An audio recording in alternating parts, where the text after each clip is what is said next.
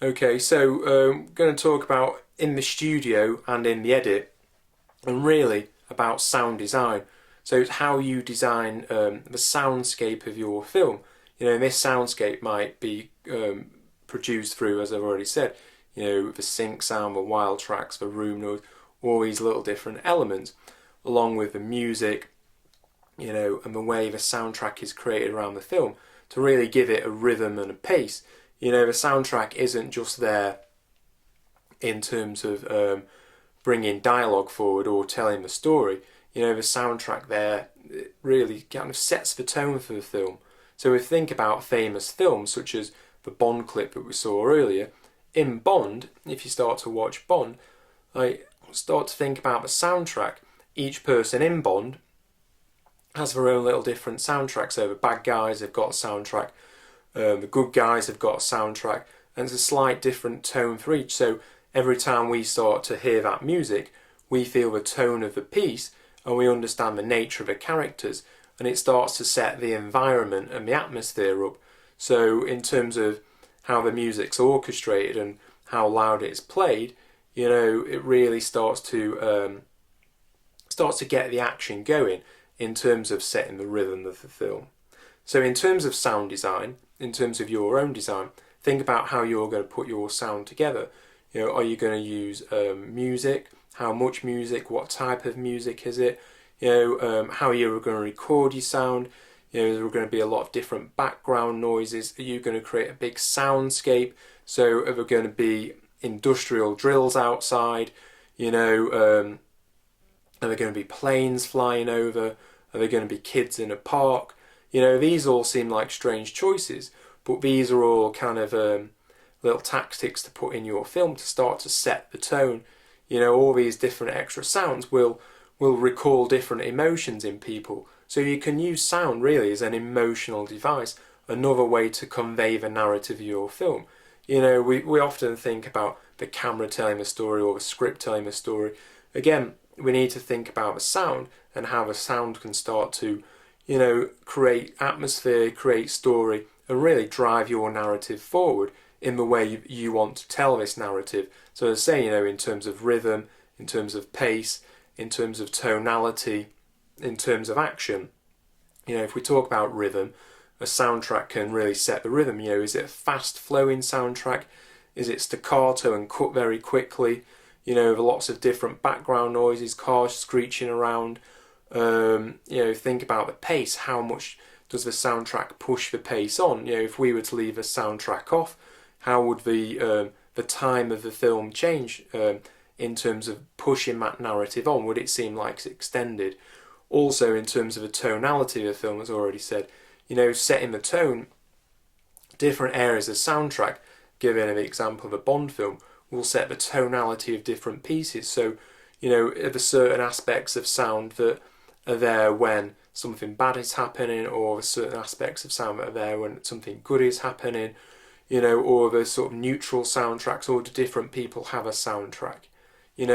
How do you want to do this? Think about horror films, the famous music from horror films, and the way the tone is set up in horror films. Again, as an example, think about Jaws, the famous music of Jaws. Every time in Jaws when you hear that music, that sharks are around, so everyone's on the edge of the seats. It's pushing the narrative forward, it's making things a little bit more tense. And this is all done through the soundtrack. It's a recognisable soundtrack now, it's being constructed around that. The tone of that soundtrack really sets the rhythm and really sets the story going in terms of the action. So we need to think about how the soundtrack works with the picture. Are these juxtaposing each other at two opposite ends? Does the soundtrack say something that the picture doesn't? Often the soundtrack will come before the picture, and it might give us a little clue to what's going on. So again, we're telling story and we're conveying narrative through the design of your sound. So think about this in your pre-production stage as your overall sound design. What is it you want your sound to do? What is it you want it to tell your audience? What kind of story is this soundtrack telling? Again, we can think about it in its most basic form, but really we want to go further than that. We want to use it as a creative artistic form. So think about it overall, think about how it tells a story. And again, this is in the pre-production stage, but within your edit, this is where you'll mix a sound. And again, in the studio, you're going to re-record and dub sound. So think about the whole landscape of sound. What's going to go on location, what's going to go on in the studio, and then how is it all going to work out together during the edit. Think about the sound levels as well. What's the volume of your soundtrack in terms of the pace and the flow of a story? How does the narrative tell itself through these sound levels? Also think about your levels, if they're correct or not. At certain ends, similar to capturing light, the sound will be too loud or be too low, and as soon as you bring the sound up, it means all the background noise and crackles will come with it. If the sound is too high, there's no way of getting it down because the sound is distorted at that point. So think about getting the sound right in the pre-production stage. Okay then. What I want to talk about also is the types of sound you'll be using in your film in terms of a design, in terms of what's diegetic sound and what's non-diegetic sound. Again, with a bit of background in film history, I'm sure you'll understand this, but diegetic sound is film that appears within the story of the film.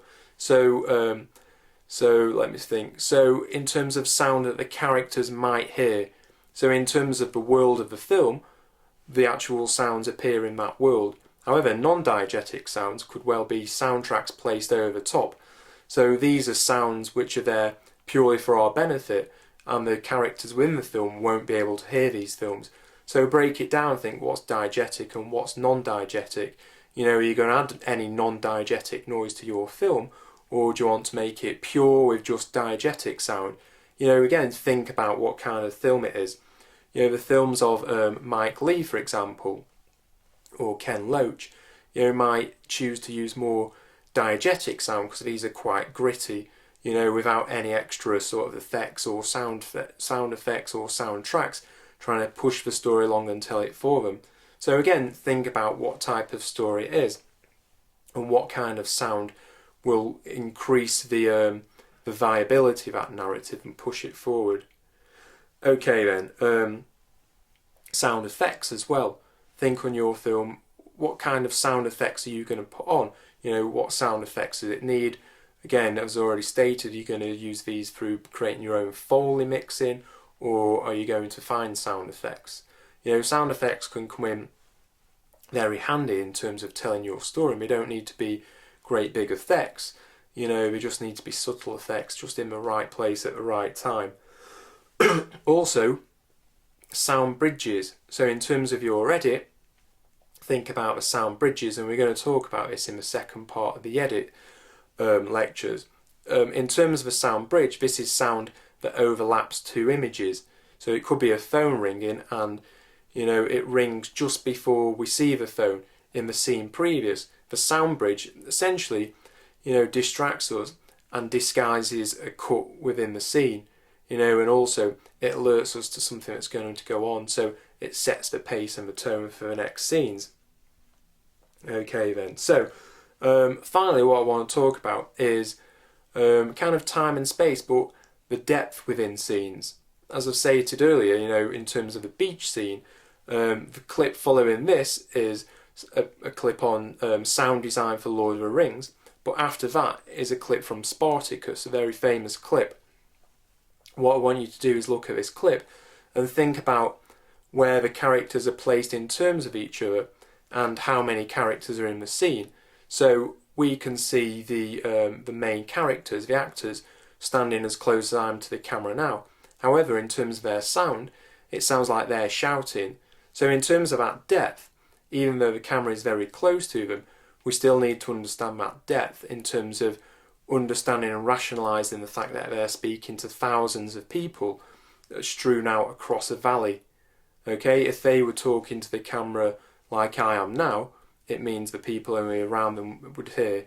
In terms of, in reality, everyone probably wouldn't hear this person, but in our minds, because they're shouting, and it sounds like they're straining their voice, it seems as though, the whole valley can hear them. So in terms of that sound design, it's a very carefully plotted sound design, So when you're doing your sound design, again, think of a depth. Going back to that beach scene, again, it's not really natural for two people to be walking a mile away down a beach and we can hear them as though they're talking in our ear. Again, we wouldn't be able to hear them at all. If someone was shouting, we'd hear the shouts from a distance. So make sure you get the right depth between, the camera and the subject, but also the subject and whoever they're talking to. What's the depth between them? Is it across a park? Do they have to shout? Or is it a whisper right next to them? In terms of the camera, how the camera is a telephoto lens and a wide angle lens, the sound is very much the same. So you think about, is this a long shot or is this a close-up? Okay, so now I want you to watch the Lord of the Rings clip about sound design and then make notes on the Spartacus clip that follows this.